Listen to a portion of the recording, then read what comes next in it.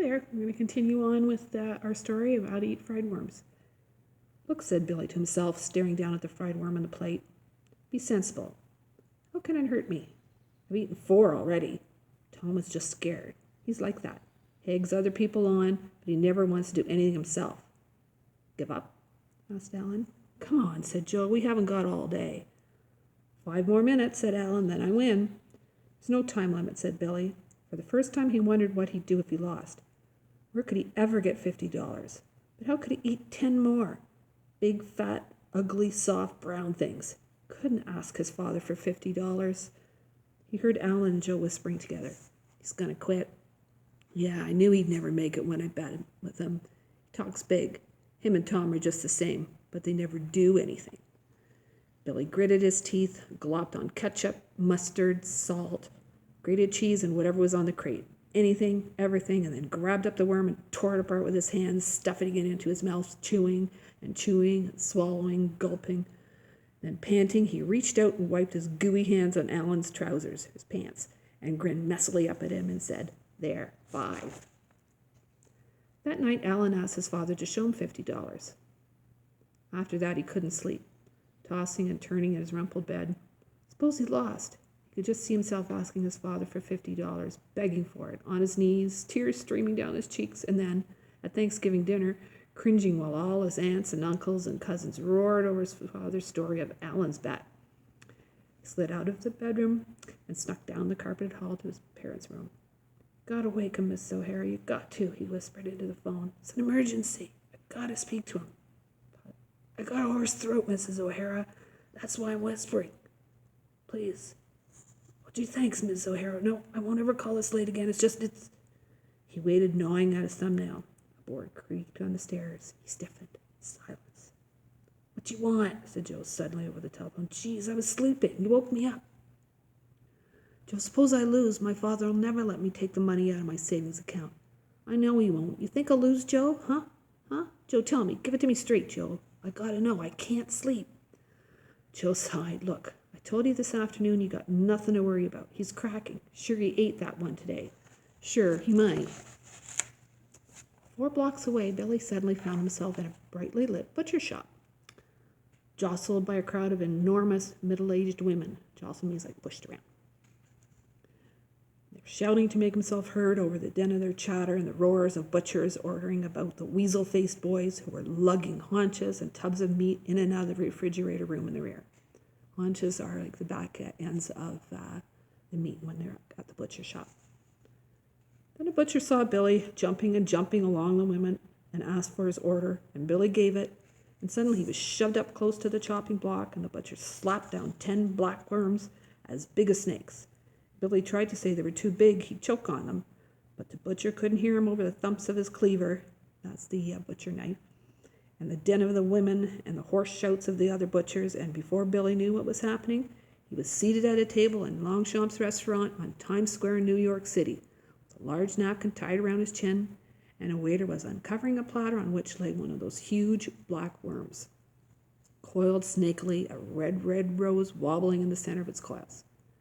How can I ever finish it? Said Billy, and cut into a mammoth coil. Steaming pink juice flowed out. Billy ate and ate and ate and ate, and then looked, and he must have eaten more than that. And they looked again, and there was no hole at all. He had eaten and eaten and eaten. Nothing at all. And then he felt something cold on his ankles and looked under the tablecloth, and there were 2 more of the huge worms wound around and around his ankles. And then he felt something weighing down on his arm, and he looked, and there was another worm wound around his arm, glaring hungrily at him with its bloodshot eyes, and from everywhere in the vast room, winding between the tables, waiters approached carrying huge silver serving platters. Billy opened his eyes. For the first moment, in the moonlight flooding his bedroom, his 2 bare feet sticking up out of the bottom of the covers looked like 2 huge white worms' heads. And then he realized that he had been dreaming and sank back into his pillow, the nightmare melting away. There were no huge worms as big as pythons. He was home in bed. His parents were asleep in the next room. His stomach rumbled. But suppose Joe hadn't been lying? Hair stood up on the back of his head. Or suppose Joe had made it all up, but had been right anyway, without knowing it. A shutter banged. Billy glanced out the window and saw the moon rioting among the tossing leaves. His stomach rumbled and gurgled. He groaned. Suppose he was dying. He'd heard of people waking up in the middle of the night with pains in their stomachs, and then as the windows turned gray in the dawn, they died. Toadstools, soured lobster, tainted pork. That was a pain.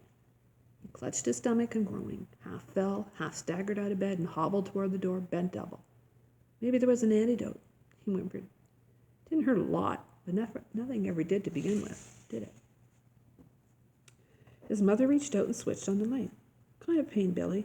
He stood beside the bed, clutching his stomach. My stomach, oh, there it goes again, I think. Did you eat something before bed? She was pulling on her bathrobe. John. She shook her husband's shoulder. He mumbled sleepily. Did you eat candy or something before bed, Billy? Worms, groaned Billy. Worms? John, Billy, what kind of worms? Regular worms, night crawlers. She felt his forehead, lifted his chin up to look in his face. You don't have a temperature. How many worms did you eat? 5. 2 boiled and 3 fried with ketchup, mustard, horseradish, salt, pepper, butter to make them taste better. Fried ketchup? Taste better? John, wake up.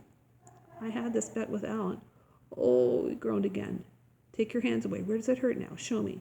It doesn't really hurt so much now. It's just rumbling and gurgling something awful. And why are you groaning? Asked his father, sitting up. Because I'm afraid it's going to start hurting. Do you think I'm going to die, Daddy? Worms? His father asked. Ordinary worms? Earthworms?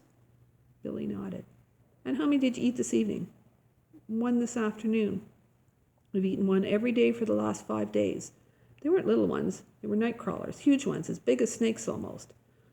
His father lay back down, pulling the covers up around his shoulders. Don't worry. Eating 1 night crawler a day for 6 weeks wouldn't hurt you. Go back to bed. It's probably all the ketchup and mustard that's upsetting your stomach. Drink a glass of warm water. John, are you sure? Said Billy's mother. Doesn't seem to me that worms could be a very healthy thing to eat, John. His father snuggled deeper under the covers. I didn't say eating worms would turn him into an all-American fullback football player. I just said they wouldn't hurt him. Now let's go to sleep.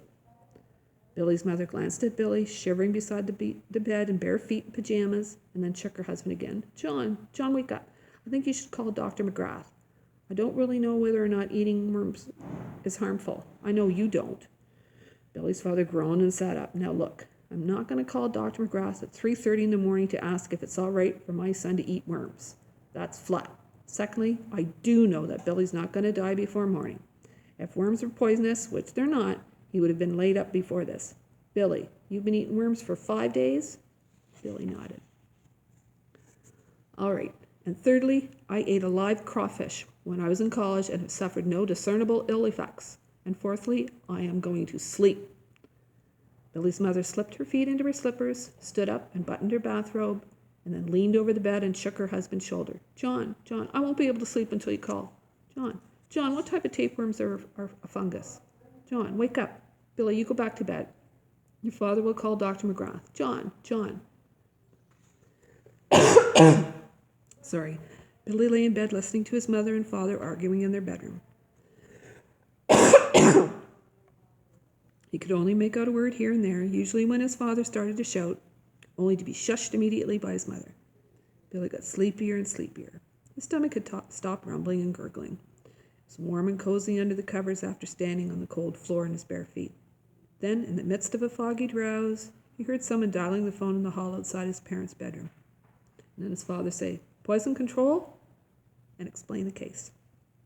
Then there was silence. Billy heard the water running in the bathroom, and then his father said, "You're sure? These weren't little ones? These were night crawlers? And no long-range ill effects?" His father laughed. "I bet, I think." The next thing Billy knew, sunlight was streaming through his window, and Emily was skipping down the hall past his door singing, "Half a pound of tuppenny rice, half a pound of treacle, that's the way the money goes." His father shouted down the stairs, "Helen, do you know where my green tie with the red stripe is?" "Sixth form." Billy gulped it triumphantly, serene, untroubled. By the door, Alan glowered, his mind racing. "He's going to do it. He'll win. What'll I do? $50. Joe sat in an overturned pail, whistling, gazing carelessly about, sneaking a glance now and then at Billy. What had gone wrong? Why hadn't he cracked?